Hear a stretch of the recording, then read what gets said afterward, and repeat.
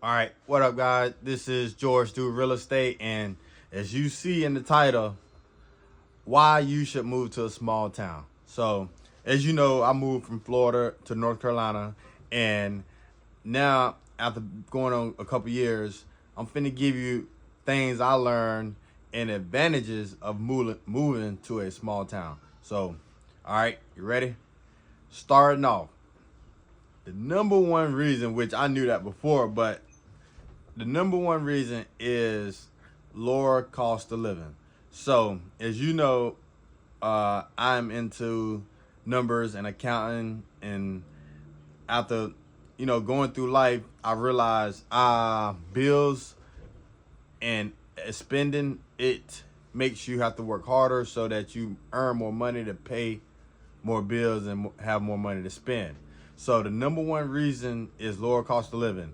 You move to a small town, you probably can in a big city, you're looking at $2,500, $2,000 just to rent 3 bedroom, 2 bath. In a smaller town, you're probably looking between 1,000 and 1,500 for a decent size 3 bedroom, 2 bath.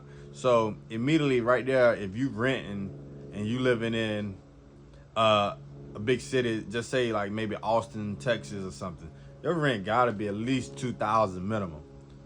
Versus you living in the middle of Ohio somewhere, you might have $1,200 rent. So that's the number one reason. Everything is not everything, but most things are set for people who are farmers and older generations, so that they don't have a big income to spend on a lot. So one of the main reasons is you got a lot of older senior citizens who couldn't afford to live at all if they was to raise the prices of all the restaurants and things like that in a small town to what it is in the real world. But number two, you can be first in a lot of things. So just think, you move somewhere, it may not be a dog, the places where you leave the dogs and go on vacation, it may not be one of them there. It may not be a drive-through car wash. It's so many opportunities. You can be the first business. So a lot of times when we travel, like say we went to Hawaii, I seen businesses that they were doing in Hawaii that they weren't doing over here on the mainland. So I'm like, you can learn a business, and you can be in Seattle, Washington, and you could see a business somebody is doing, a food truck, some type of special food truck maybe. And you can go to a small town where you'll be the first person doing that, hosting wedding parties or venue parties, whatever. But you could be the first one with your business that you been thinking about wanting to try to do.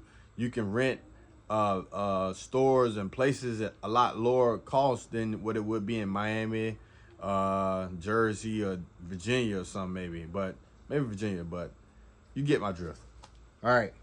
Number three, something I wouldn't say I'm definitely all the way on it, but you would definitely start to cook more, because smaller town means less choice restaurants, less fast food, different places. So you're more likely to learn how to cook different variations of your food, and that's what I'm in the process of trying to become more. You see, we cooked out yesterday for Labor Day, but yeah, trying to learn how to cook more, things like that, eat more healthy. But that tends to be more common, I notice, in a smaller town. Number four, more personable relationships. So what I mean by that is you're gonna see people more than once. Like if you live in like big city, you might not see that person ever again, which is fine.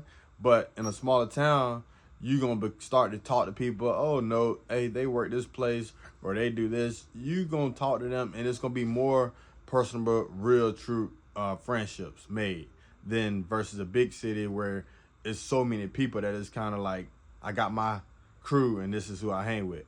But I feel like yes, more relationships, outdoors, things like that. Number five. Number five is time starts to slow down. So this is something I learned yesterday. I heard on the internet, which was we are moving at about 1.5 speed. So like right now, you could be watching this video but you also could be on your iPad doing something at the same time. So we're moving at like 1.5 speed.